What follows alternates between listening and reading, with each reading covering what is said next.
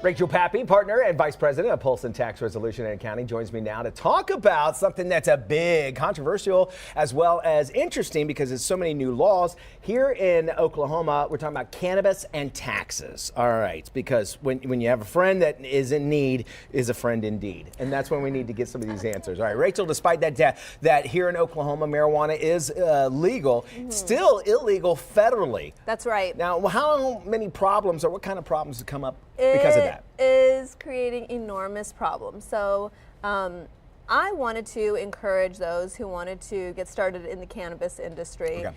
So it's Halloween. We want to talk about medical marijuana. Right. Marijuana in Oklahoma still requires a prescription from a medical doctor.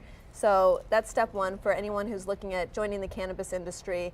It's highly regulated. So you have to get licenses from the state. It's not just, open your whatever business, get an LLC or call it Joe's Shop. This is, you've got to get a license, you have to get permission from the state, it's highly regulated. It's still illegal, like you said, at the federal level, which means that all the electronic payments that right now the Oklahoma Tax Commission accepts and the federal government accepts for the business on the taxes, you're going to need a bank account to make those types of federal deposits and state deposits, except the banks aren't accepting the money.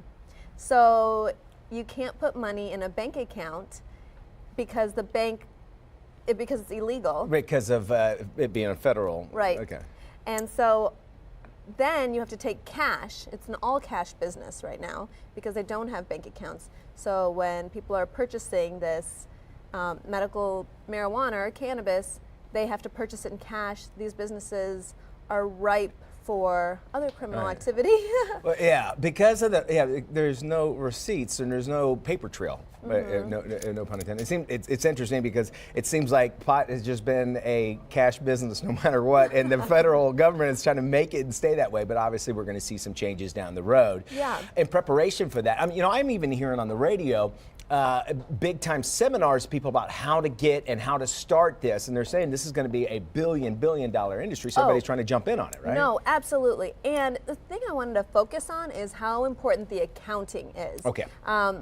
Numbers run your business, and if you're not keeping track of cash in, cash out, and you get audited, you could be in a lot of trouble, not just for not having books, but the primary driver of getting this legalized was an alternative prescription that people could have, but also because of the taxes, the money it would generate for the government, for the state government. And so they want that cash. They want to audit these medical marijuana businesses. And so your bookkeeping and accounting, receipts, they're all going to be so very important.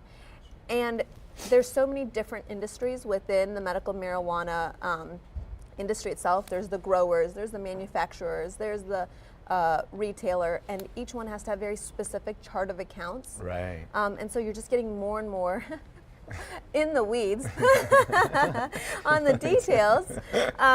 But it's so important to passing an audit because they're going to be highly scrutinized. Okay, so obviously make sure you have a great accountant before this, because until that changes, where you can actually have a paper trail and that sort of thing, no pun intended there for either, but still, is that you really are going to have to stay on top of that. Now, let's say, as far as turning in, there are taxes for like an individual that want to use money as far as medical expenses and that sort of thing. Like, can I write off any of my, if I went after medical marijuana? I'm glad you asked about write-off. So it's a big difference between having a write-off as an individual. So individuals, it's still going to, we're still going to be looking at, at the federal level, it's going to be illegal still. Okay. At the state level, we're going to be looking at the medical expenses. But the more important piece on the deductions that's I don't think people recognize yet is because it's illegal federally,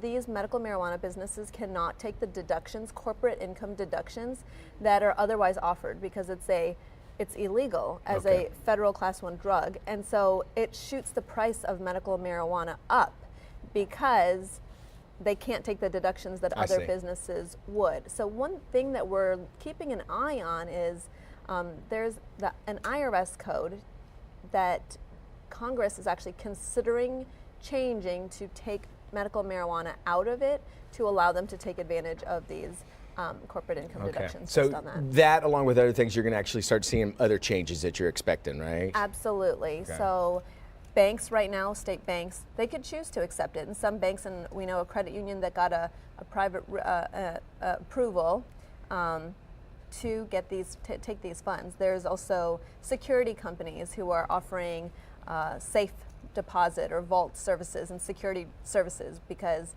you're carrying, right now in Oklahoma, there's only one place you can take your deposit, which is in Oklahoma City.